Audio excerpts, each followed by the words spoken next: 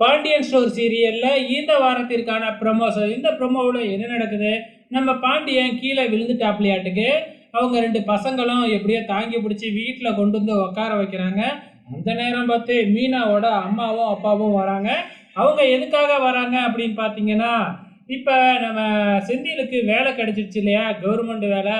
அதுக்காக தங்களோட குலதெய்வ கோயிலுக்கு போயிட்டு பொங்க வைக்கணும் அப்படின்னு கூப்பிடுறதுக்காக வந்திருக்காங்களாட்டுக்கு.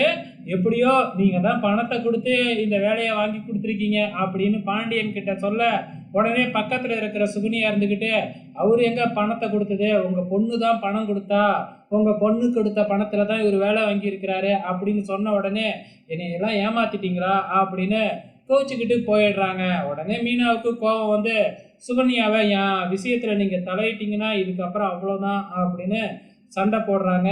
இதுக்கப்புறம் என்ன நடக்கும் அப்படிங்கிறத வெயிட் பண்ணி பார்க்கலாம்.